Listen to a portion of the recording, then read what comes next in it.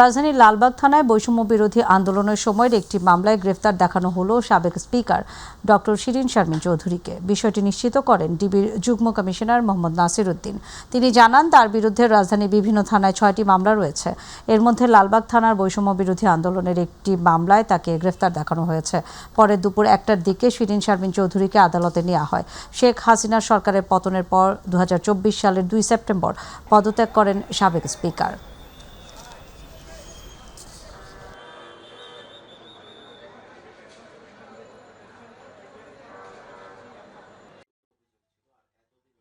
আপনারা জানেন যে আজ ভোর রাতে সাবেক স্পিকার ডক্টর শিরিন শারমিন চৌধুরী ওনাকে গ্রেপ্তার করা হয়েছে ডিবি কর্তৃক। ধানমন্ডি থেকে গ্রেপ্তার করে ডিবি হেফাজতে বর্তমানে উনি আছেন। তো যতদূর জানা গেছে যে বনানী, উত্তরা এবং রংপুরে তার বিরুদ্ধে জুলাই সংক্রান্ত বিষয়ে একাধিক মামলা আছে। জিজ্ঞাসাবাদ চলছে। জিজ্ঞাসাবাদ শেষে তার পরবর্তী বিস্তারিত আপনাদেরকে জানানো হবে। দর্শক, এই মুহূর্তে আমাদের সহকর্মী SM আরিফ রয়েছেন সিএমএম আদালতে। আমরা তার সাথে যুক্ত হয়ে সার্বিক বিষয় জানার চেষ্টা করব। আরিফ, সাবেক স্পিকার ডক্টর শিরিন শারমিন চৌধুরীকে আদালতে তোলার বিষয়ে আপনার কাছে যে সকল তথ্য রয়েছে আমাদেরকে বিস্তারিত জানাবেন। নাদিয়া, এই এখনই কিন্তু এই সাবেক যে স্পিকার রয়েছেন শিরিন শারমিন চৌধুরী আটক, তাকে এখনই এই সিএমএম আদালতে তোলা হচ্ছে। আমরা যতটুকু জানতে পেরেছি তাকে 28 নম্বর কোর্টে তোলা হবে। আমরা দেখতে পাচ্ছেন যে সবাই কিন্তু আসলে প্রস্তুতি গ্রহণ করেছে এবং পুলিশের যে আইনশৃঙ্খলা বাহিনীর প্রস্তুতি সেটিও কিন্তু একদম চরমে আমরা দেখতে পাচ্ছি। এবং তাকে কিন্তু যেভাবে স্বাভাবিকভাবে আসামিদের যেভাবে তোলা হয় সেভাবে কিন্তু তোলা হচ্ছে না। নিরাপত্তার স্বার্থে তাকে পিছন থেকে তোলা হচ্ছে আদালতে। শিরিন শারমিন চৌধুরীর বিরুদ্ধে কিন্তু যে মামলাটি রয়েছে সেটি লালবাগ থানার একটি হত্যাচেষ্টা মামলা। মামলাটি করেছেন একজন ব্যক্তি, তিনি আশরাফুল নাম তার।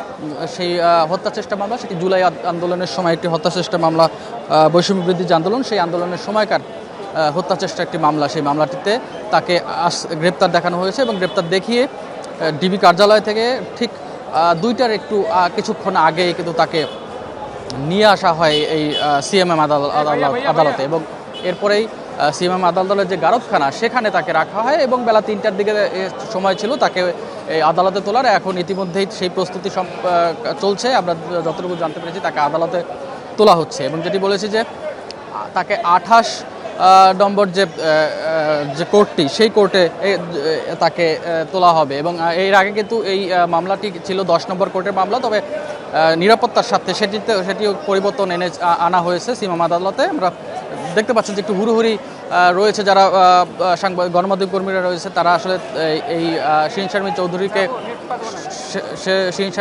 চৌধুরীকে আদালতে তোলার যে ভিডিও, সেই ভিডিও চিত্র ধারণের জন্য তাকে কিন্তু ভিডিও চিত্র ধারণের জন্য কিন্তু সবার একটি তারা রয়েছে এবং সেটি রয়েছে। একটু জানিয়ে রাখি যে শিরিন শারমিন চৌধুরীর বিরুদ্ধে কিন্তু বেশ কয়েকটি মামলা রয়েছে। সেটি ডিএমপির যে মিডিয়া উইং সেখান থেকে কিন্তু বলা হয়েছিল, সেখান থেকে বলা হয়েছিল এর আগে সকালবেলা যে ব্রিফিংটি তারা করেছিল সেখানে বলা হয়েছিল 6টি মামলা তার বিরুদ্ধে রয়েছে এবং সেই মামলার মধ্যে ঢাকায় বনানী উত্তরা সহ আরও কয়েকটি স্থানে ঢাকায় মামলা রয়েছে এবং পাশাপাশি রংপুর একটি মামলা তার বিরুদ্ধে রয়েছে। এবং সেই রংপুরের মামলাটি 5 আগস্টের পরবর্তী সময় 27 আগস্ট 2024 সালের 27 আগস্ট রংপুরে একজন শ্রমিক, স্বর্ণ শ্রমিক, তাকে হত্যার মামলাও সেই মামলাও রয়েছে তার বিরুদ্ধে। এবং যে মামলাটি বলেছে যে গ্রেপ্তার দেখানো হয়েছে সেটি লালবাগ থানায় জুলাই আন্দোলনের সময় হত্যাচেষ্টার মামলা এবং এই মামলায় তিনি 3 নম্বর আসামি। এই মামলায় কিন্তু আরও 2জন আসামি রয়েছেন। প্রধান আসামি করা হয়েছিল সাবেক প্রধানমন্ত্রী শেখ হাসিনাকে এবং সাবেক আওয়ামী লীগের সাধারণ সম্পাদক যে ওবায়দুল কাদের, তিনি এই মামলার 2য় আসামি এবং 3য় আসামি হলেন এই শিরিন শারমিন চৌধুরী। আপনি দেখছেন সবাই অপেক্ষায় আছে, তাকে আসলে এখনই তোলা হবে যতটুকু আমরা জানতে পেরেছি। এবং আইনশৃঙ্খলা বাহিনীর যে প্রস্তুতি সেটি আমরা দেখতে পাচ্ছি এবং প্রচুর পরিমাণে কিন্তু আইনশৃঙ্খলা বাহিনী, রক্ষাকারী বাহিনী, বিশেষ করে পুলিশ সদস্যরা এখানে মোতায়েন রয়েছে এবং তারা কিন্তু এই সাবেক স্পিকারের যে নিরাপত্তার স্বার্থে তারা কিন্তু তাকে নিরাপত্তা দেওয়ার জন্য এখানে অনেক বেশি আইনশৃঙ্খলা বাহিনী মোতায়েন রয়েছে। এবং আমরা দেখেছি শুধু এই সিএমএম আদালত না, সিএমএম আদালতের গেট সহ বাইরের পরিস্থিতি যে রয়েছে আইনশৃঙ্খলা, সেগুলোকে আইনশৃঙ্খলা বাহিনী বজায় রাখতে কিন্তু আইনশৃঙ্খলা বাহিনীর সদস্যদের আমরা দেখেছি বাইরেও আছে। এবং আদালতের ভিতরে যেখানে 28 নম্বর কোর্ট রয়েছে, সেখানেও আমরা আইনশৃঙ্খলা বাহিনীদের অনেক আইনশৃঙ্খলা বাহিনী তারা রয়েছেন। এই শিরিন শারমিনের যে নিরাপত্তা, সেই নিরাপত্তা জানেন যে তিনি সাবেক আওয়ামী লীগের শাসনামলে তিনি দীর্ঘদিন এই স্পিকারের যে দায়িত্ব সেটি পালন করে গেছেন। আমরা যতটুকু জানতে পেরেছি যে তার বিরুদ্ধে যে 6টি মামলার কথা বলা হয়েছিল সকালে, সেখানে এই আরেকটি মামলা লালবাগে, সেই মামলাটিতেই তাকে আসলে গ্রেপ্তার দেখানো হয়েছে এবং তাকে সেই মামলায় আদালতে আজকে তোলা হচ্ছে। যতটুকু জানতে পেরেছি তার বিরুদ্ধে রিমান্ডে আবেদন করা হতে পারে। কয়েকদিনের রিমান্ড মওকুফ করে বা কয়েকদিনের রিমান্ড দেয় কিনা সেটি আসলে আদালতের উপর নির্ভর করছে। তবে এই মুহূর্তে আমার কাছে এই ছিল সর্বশেষ। আরিফ, আপনাকে ধন্যবাদ। দর্শক, ডক্টর শিরিন শারমিন চৌধুরীকে গ্রেপ্তারের বিষয়ে সার্বিক পরিস্থিতি জানাচ্ছিলেন আমাদের সহকর্মী SM আরিফ। চলে যাব পরের সংবাদে। আজ থেকে দিনে 2 সেশনে চলছে জাতীয় সংসদ অধিবেশন। প্রথম দফায় সকাল 10:30টায় বৈঠক শুরু করে দুপুরে মুলতবি দেওয়া হয়। এরপর বিকেল 3:30টায় শুরু করে রাত পর্যন্ত চলবে। সকাল থেকেই সরকার এবং বিরোধী দলের আলোচনায় প্রাণবন্ত হয়ে ওঠে অধিবেশন। আজ সর্বসম্মতিক্রমে পাশ হয় আন্তর্জাতিক অপরাধ ট্রাইব্যুনাল সংশোধন বিল 2026। এই বিলে গুমকে মানবতা বিরোধী অপরাধ হিসেবে অন্তর্ভুক্ত করা হয়েছে। এছাড়া বঙ্গবন্ধু শেখ মুজিব মেডিকেল বিশ্ববিদ্যালয় সংশোধন বিল এবং শেখ হাসিনা মেডিকেল বিশ্ববিদ্যালয় সংশোধন বিল সহ 8টি বিল সংসদে পাশ হয়। আজ বেলা 3টায় সরকারি দলের সংসদীয় সভা হবে। সংসদ ভবনে সরকার দলীয় সভাকক্ষে সভায় সংসদ নেতা প্রধানমন্ত্রী তারেক রহমান সভাপতিত্ব করবেন।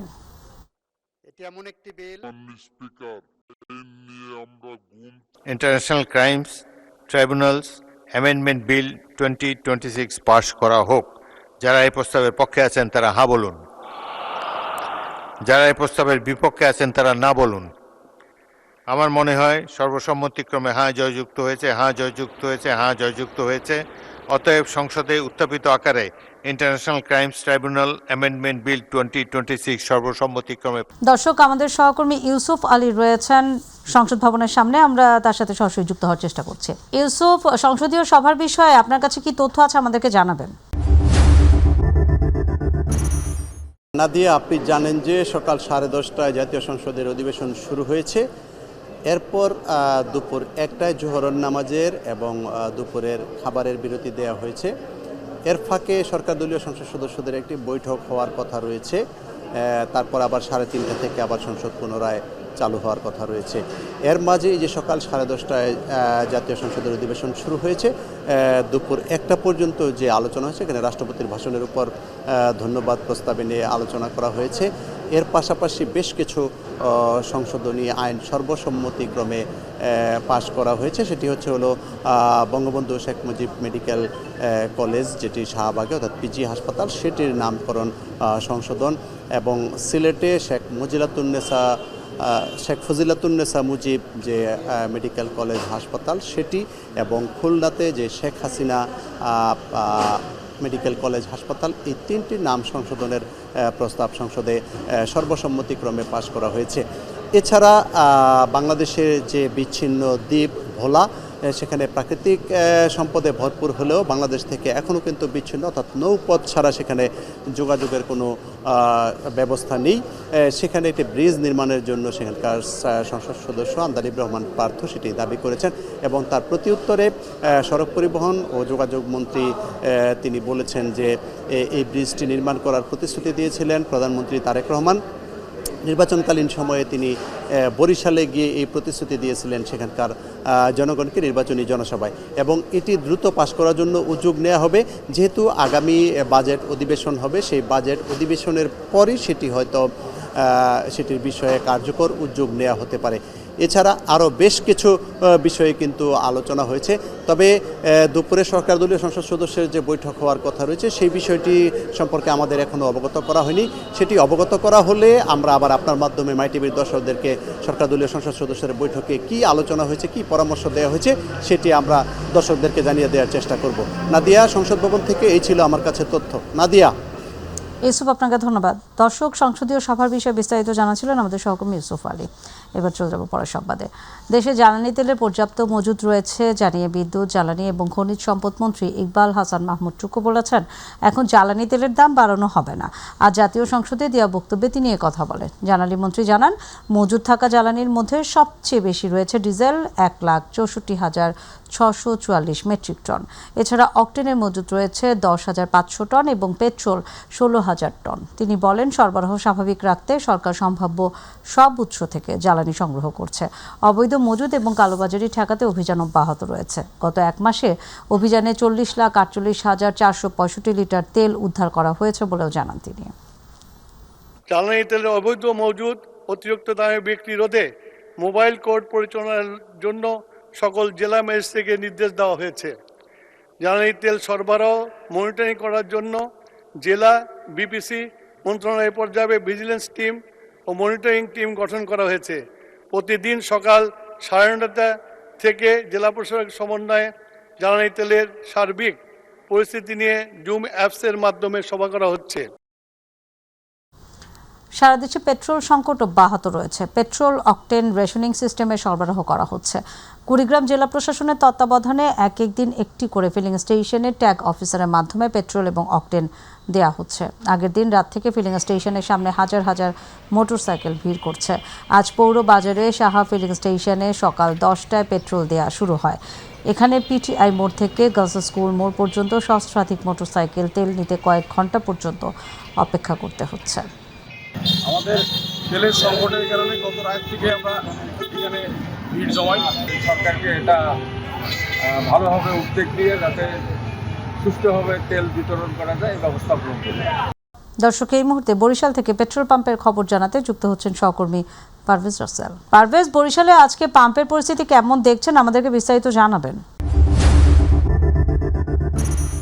নাদিয়া, যেমনটা জানাতে চাই, বরিশালে প্রায় মাস কিন্তু অতিবাহিত হয়ে গেছে। তেল নিয়ে যে এই বিভ্রান্তি, তেল নিয়ে তেলস্মতি এবং তেলের যে দুর্ভোগ, সেটি কিন্তু চলছে, মাস পেরিয়েছে। এখন পর্যন্ত তেলের যে সংকট সেটি কিন্তু কাটেনি। বরিশাল সহ বরিশাল বিভাগের জেলা উপজেলায় কিন্তু এই সংকট লেগেই আছে। তবে যারা পাম্প মালিক রয়েছে বা যারা ব্যবসায়ী রয়েছে তারা দাবি করছে যে সাধারণ গ্রাহক যারা রয়েছে তারা কৃত্রিম সৃষ্টি করছে। প্রত্যেকটা মোটরসাইকেল সহ বিভিন্ন গাড়িতে কিন্তু তেলের ভরা রয়েছে, তারপরও যেটুকু পুড়ছে সেটুকু আবার তারা বিভিন্ন পাম্প ঘুরে কিন্তু তারা সরবরাহ করছে, যার কারণে এই তেল ব্যবসায়ীরা কিন্তু হিমশিম খাচ্ছে। তারা বলছে যে এখন কিন্তু আসলে ওইভাবে সংকট এখন পর্যন্ত বরিশালে নেই, তারপরও মানুষের চাহিদা বেশি থাকার কারণে কিন্তু তারা এই তেল নিয়ে একটি তেলস্মৃতি শুরু হয়ে গিয়েছে। আমরা ইতিমধ্যে জেলা প্রশাসন সহ বেশ কিছু প্রশাসনিকদেরকে দেখেছি, তারা কিন্তু তাদের যে অভিযান অব্যাহত রেখেছে। মাঝখানে কিন্তু কয়েকদিন আগেও বরিশালের প্রতিটি পেট্রোল পাম্পেই কিন্তু তারা একজন করে সরকারি কর্মকর্তা নিয়োগ করেছে যাতে সুষ্ঠুভাবে তেলটা আসলে দেয়া হয় বা গ্রাহকরা নিতে পারে। তারপরেও কিন্তু বরিশাল জেলায় দুটি জায়গায় অবশ্য বিশেষ করে তেল যারা মজুত করেছে সেখানে অভিযান চালিয়েছে এবং সেখান থেকে কিন্তু তেল উদ্ধার করা হয়েছে বেশ কিছু। কথা বলে একটু জানতে চাইবো, একজন বাইকার, তেল তো সবসময় ভরতে হয় আপনাদেরকে, তেলের এই বিভ্রান্তিটা আসলে কিভাবে দেখছেন বা কিভাবে পূরণ করছেন এই চাহিদা? তেল তো এই প্রায় অধিকাংশ পাম্পে বন্ধ, আর এই পাম্পটা সবসময় পাই। এখন মাঝে মধ্যে যদি এত সিরিয়াল থাকে সময়ের কারণে আমরা পারিও না, মানে অনেক সময় এই জন্য আগে যখন সময় পাই তখন একটু নেই আর কি। এছাড়া তো অধিকাংশ পাম্পই দেখা গেছে বরিশালের অধিকাংশ পাম্পে অকটেন তো নাই, পেট্রোল যা দেয় যে আমাদের গাড়ি চলে না। যারা মালিক আছেন পেট্রোল পাম্পে তারা দাবি করছে যে অধিকাংশ মোটরসাইকেল সহ বিভিন্ন গাড়িতে তেল ভরা আছে, তারপরও তেল নিচ্ছেন, এইটাকে কিভাবে দেখছেন? বিষয়টা হলো গিয়া, এটা অনেক সময় হয়, কারণ দেখা গেছে আমার তেল যখন শেষ হবে তখন তো আমি পাবো না তেল, এই জন্য অনেকে আসে। কিন্তু আমাদের তো রেগুলার আমরা যাতায়াত করি, আমাদের মোটরসাইকেল চলতেই হবে, আমাদের প্রতিদিন শহরে যাতায়াত করি। আমাদের তেল যদি দেখা যায় 300 টাকার তেলে আমার একদিন যাবে না, আমি তো 2-3 দিনে তেল পাবো না, তখন কি করে? তখন তো এই জন্য হয়তো কেউ কেউ কি করে আর কি। ধন্যবাদ, যেমনটা জানাচ্ছিলেন আমাদেরকে এই মোটরসাইকেল চালক।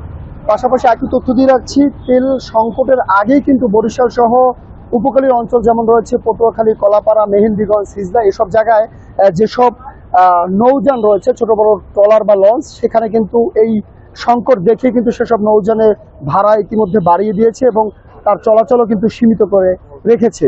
এর পাশাপাশি এখন পর্যন্ত কিন্তু বরিশালে তেলের সংকট বা চাহিদা থাকলেও কিন্তু দাম কিন্তু বাড়ানো হয়নি। অকটেন চলছে 120 টাকা, পেট্রোল চলছে 116 টাকা এবং ডিজেল চলছে 100 টাকা।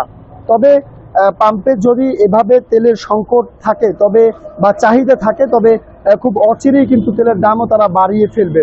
পাশাপাশি আজ একটি তথ্য দিয়ে রাখছি, শিক্ষামন্ত্রী এসেছিলেন বরিশালে, তিনি কিন্তু বলছেন তেলের এই চাহিদা বা তেলের ঘাটতি পূরণ করার লক্ষ্যে কিন্তু বরিশাল মেট্রোপলিটন এলাকায় বিশেষ করে অনলাইন অফলাইন ক্লাস কিন্তু তিনি চালু করবেন। পাশাপাশি সকল শিক্ষা দপ্তর বা শিক্ষা অধিদপ্তরকে বলেছে যাতে এই তেলের চাহিদা বা জ্বালানি ঘাটতি পূরণ করার লক্ষ্যে তারা যেন সকল শিক্ষা প্রতিষ্ঠান বন্ধ না, শিক্ষা প্রতিষ্ঠানের যে বিদ্যুৎ সরবরাহ রয়েছে সেটাকে তারা যাতে সীমিত করে নিয়ে আসে অথবা কোনোভাবে অপচয় না করে, সে লক্ষ্যে কিন্তু তারা কাজ করার কথা বলেছেন। আমি একটু কথা বলে জানতে চাই পেট্রোল পাম্পের যিনি ম্যানেজারের দায়িত্ব রয়েছেন। আপনারা তো আমাদেরকে এর আগে বলেছিলেন যে আপনাদের চাহিদা যে অনুযায়ী আপনারা তেল পাচ্ছেন না, তবে এখন আজকে কি পরিমাণ তেল আপনারা পেয়েছেন আমাদেরকে একটু যদি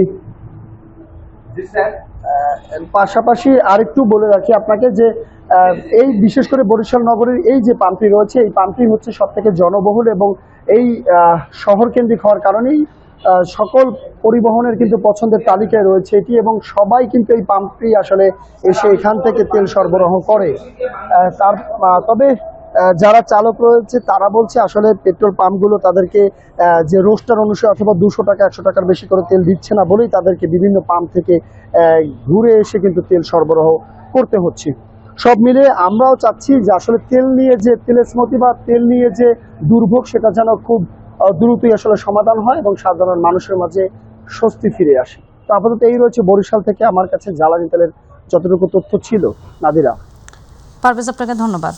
ভোলায় হঠাৎ করে সিলিন্ডার গ্যাসের দাম অস্বাভাবিক বেড়ে যাওয়ায় বিপাকে পড়েছেন ক্রেতারা। এতে সবচেয়ে বেশি চাপে পড়েছে মধ্যবিত্ত এবং নিম্ন মধ্যবিত্ত পরিবারগুলো, যাদের অনেকেই সংসার চালাতে হিমশিম খাচ্ছেন। এদিকে প্রশাসনের পক্ষ থেকে জানানো হয়েছে ভোক্তারা যাতে কোনো ধরনের হয়রানির শিকার না হয় সেই বিষয়ে কাজ করে যাচ্ছেন তারা। ভোলা থেকে আরিফ হোসেন লিটনের পাঠানো তথ্য ও চিত্রে বিস্তারিত জানাচ্ছেন জুবাইর রহমান। মধ্যপ্রাচ্যের যুদ্ধকে কেন্দ্র করে জ্বালানি তেলের বাজারে অস্থিরতা দেখা দিয়েছে। এর প্রভাব পড়েছে দেশের এলপিজি গ্যাসের বাজারেও। ভোলায় সিলিন্ডার গ্যাসের দাম অস্বাভাবিকভাবে বেড়ে যাওয়ায় চরম বিপাকে পড়েছে সাধারণ ভোক্তারা, বিশেষ করে নিম্ন মধ্যবিত্ত ও মধ্যবিত্ত পরিবারগুলো। 12 কেজির সিলিন্ডার সরকার নির্ধারিত 1728 টাকায় গ্যাস বিক্রির কথা থাকলেও বাস্তবে সেই মূল্য মানছেন না ডিলার ও খুচরা বিক্রেতারা। 2000 টাকা কিংবা তারও বেশি দামে বিক্রি হচ্ছে গ্যাসের সিলিন্ডার। বাড়তি এই দাম নিয়ে ডিলারদের দায়ী করছেন খুচরা বিক্রেতারা। আজকে গ্যাসের খুচরা মূল্যের বাজার যাচ্ছে 1950 টাকা থেকে 2000 টাকা, কোম্পানি ভেদে 2100 টাকাও আছে। বাড়ার কারণটা হচ্ছে কোম্পানি বলতেছে যে মাল সাপ্লাই নাই, যুদ্ধের কারণে নাকি বাইরে থেকে মাল আসতেছে না। আমরা গত মাসে বিক্রি করেছি 1550, এই মাসে কোম্পানি রেট করছে 1900 টাকা।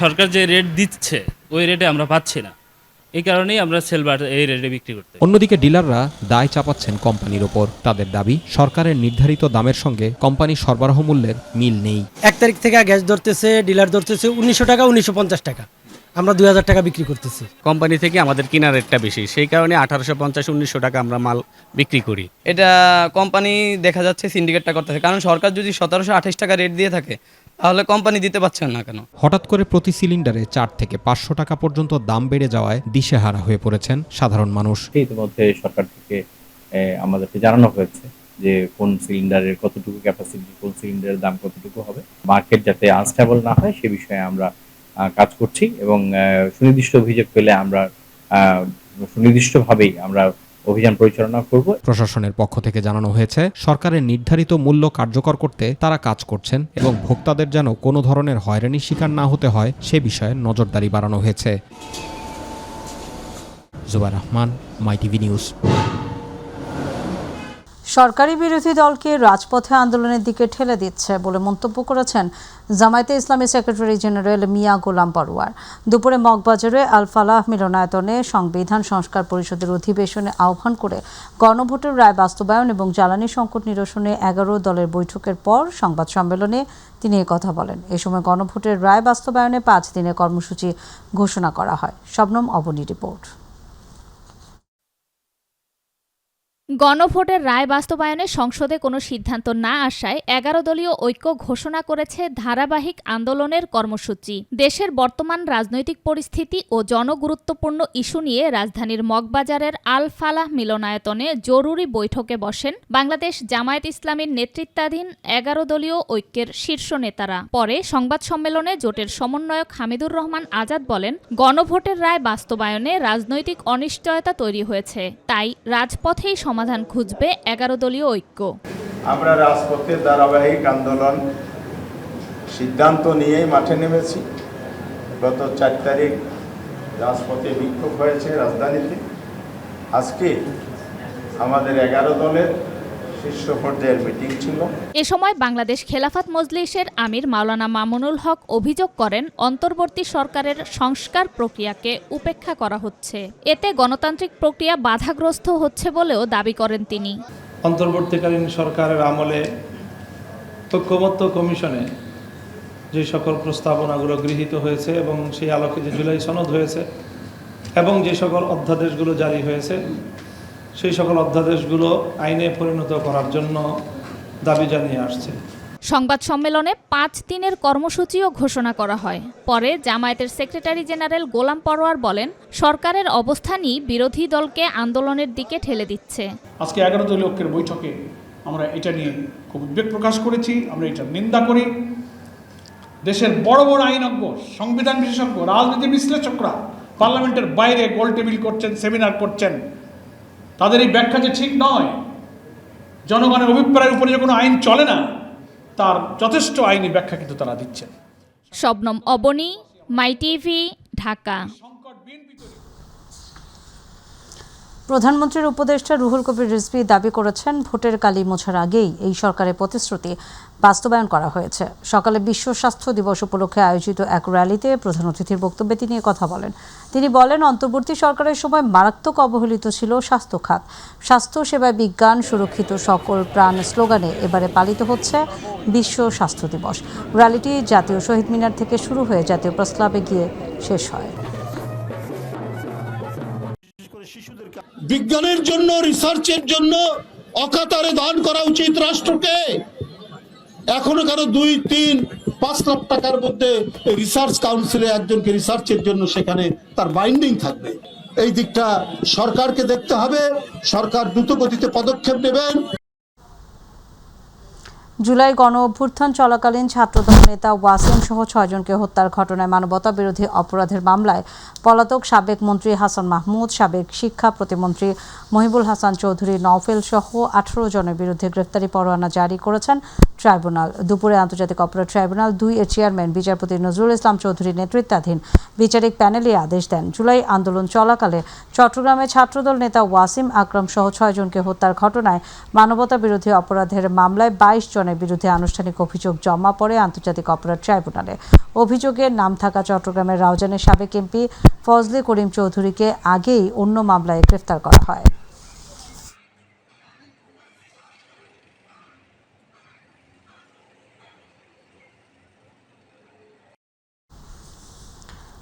সাবেক মন্ত্রী ও আওয়ামী লীগের সাবেক প্রেসিডিয়াম সদস্য প্রয়াত সুরঞ্জিত সেনগুপ্ত হত্যা চেষ্টা মামলায় আদালতে হাজির হয়ে নিজেদের নির্দোষ দাবি করেছেন শ্রম কর্মসংস্থান, প্রবাসী কল্যাণ ও বৈদেশিক কর্মসংস্থান আরিফুল হক চৌধুরী। হবিগঞ্জ পৌরসভার সাবেক মেয়র এবং সংসদের সরকার দলীয় হুইপ জি.কে. গৌস, সাবেক স্বরাষ্ট্রমন্ত্রী এবং বর্তমান সংসদ সদস্য লুৎফুজ্জামান বাবর। দুপুরে সিলেটের দ্রুত বিচার ট্রাইব্যুনালের বিচারক স্বপন কুমার সরকারের আদালতে হাজির হয়ে নিজেদের নির্দোষ দাবি করেন তারা। একই সঙ্গে মামলা থেকে নিজেদের অব্যাহতির দাবি জানান।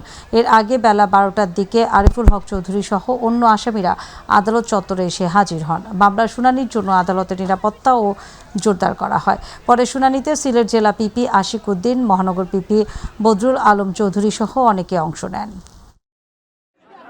কেবলমাত্র আমাদের জনপ্রিয়তায় ঈর্ষান্বিত হয়ে বিএনপিকে দুর্বল করার জন্য আমাদের তৎকালীন স্বরাষ্ট্রমন্ত্রী বাবর ভাই, আমাদের বর্তমান মন্ত্রী আরিফুল হক চৌধুরী এবং আমি হুইপ জি.কে. গৌসকে সাংগঠনিকভাবে দুর্বল করার জন্য এই সাজানো মামলায় আমাদের আসামির শ্রেণীভুক্ত করা হয়েছিল। প্রধানমন্ত্রীকে ক্ষতিগ্রস্ত করার জন্যই 21শে আগস্ট 10টা ক্যাবিনেট সংশোধন আমরা একই কিন্তু বিএনপি পরিবারকে ধ্বংস করার জন্য, বিএনপির নেতৃত্বকে ধ্বংস করার জন্য হয়রানিমূলক এই মামলাটা দায়ের করা আছে। সারা দেশের মতো গোপালগঞ্জের কোটালীপাড়ায়ও দেখা দিয়েছে হামের প্রাদুর্ভাব। গত এক সপ্তাহে প্রায় 25 জন হামের সংক্রমণ নিয়ে হাসপাতালে চিকিৎসা নিচ্ছে। আতঙ্কিত না হয়ে সচেতন থাকার পরামর্শ দিয়েছেন চিকিৎসকরা। প্রতিনিধি কাজী পলাশের পাঠানো তথ্য এবং ছবিতে বিস্তারিত জানাচ্ছেন তামান্না সাদিকা। সারা দেশের মতো গোপালগঞ্জের কোটালীপাড়ায় বেড়ে চলছে হামের রোগীর সংখ্যা। হাসপাতালগুলোতে হামের রোগীদের চিকিৎসা সেবায় চালু করেছেন আইসোলেশন ওয়ার্ড। গত এক সপ্তাহে হামের রোগী প্রায় 25 জন। এর মধ্যে হাসপাতালে ভর্তি হয়েছে 15 জন রোগী। একজনের অবস্থা ছিল ক্রিটিক্যাল। মোহাম্মদ এমাদুল হক জানান, তার 3 মেয়ে, তার বোনদের 3 মেয়ে এবং 3.5 বছর বয়সী আবদুল্লাহ সহ একই পরিবারের 9 জন হাসপাতালে ভর্তি হয়েছে। আমার এই 3টি মেয়ে, প্রথমে কয়েকদিন আগে 4-5 দিন আগে থেকে জ্বর, কাশ, ঠান্ডি, বমি শুরু হয়েছে। তো গত 2 দিন আগে হাসপাতালে দেখাই গেছে। আমাদের পরিবারে হাসপাতালে ভর্তি হয়েছেন কয়জন? ভর্তি 9 জন আছে। ভর্তি হয়েছেন কয়দিন আজকে? ভর্তি আজ 3 জন আছে, 3 দিন, আর আজকে হয়েছে 3 জন। এছাড়াও সানাউল্লাহর 4 বছর বয়সী ছেলে আবরার এবং হানিফ কাজীর 6 বছর বয়সী জোনায়েদ কাজী হাসপাতালের আইসোলেশন ওয়ার্ডে চিকিৎসা নিচ্ছে। ঔষধ দিচ্ছে, ঔষধ খাওয়াইতেছি। গতকালকে ঔষধ খাওয়াইছি।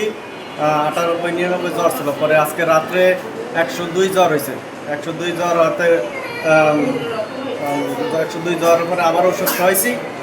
পরে আস্তে আস্তে ধীরে ধীরে কমছে। কোটালীপাড়া উপজেলার স্বাস্থ্য ও পরিবার পরিকল্পনা কর্মকর্তা কুমার মৃদুল দাস আশ্বাস দিয়ে জানিয়েছেন, রোগীদের চিকিৎসা সেবায় কোনো ধরনের সমস্যা হবে না এবং হামের সংক্রমণ সচেতনতা নিয়ে উপজেলার প্রতিটি ওয়ার্ডে প্রচারণা চালানো হচ্ছে। সারা বাংলাদেশে হামের যে একটা প্রাদুর্ভাব শুরু হয়েছে, তার থেকে আমাদের কোটালীপাড়া বাইরে নেয়, কিন্তু আমাদের এখানে সংক্রমণের হার কম, অনেকটাই কম। তো আমরা গত 1 এপ্রিল থেকে আমরা আমাদের ইনডোরে আলাদা হাম আইসোলেশন ওয়ার্ড চালু করছি। কোটালীপাড়া প্রতিটা ওয়ার্ডে, প্রতিটা বাড়ি বাড়ি আমরা আমাদের স্বাস্থ্য শিক্ষা পৌঁছে দিচ্ছি। সেই সাথে আমাদের কমিউনিটি হেলথ কেয়ার প্রোভাইডার আছে, তাদের মাধ্যমে আমরা অ্যাটলিস্ট কোটালীপাড়া উপজেলার অন্তত প্রতিটা ওয়ার্ডে ওয়ার্ডে আমাদের মেসেজটুকু পৌঁছে দিতে পারতেছি যে এই মিজেলস হলে কী করতে হবে, কি করা যাবে না, এবং এর থেকে প্রতিরোধের উপায়। তামান্না সাদিকা, মাই টিভি।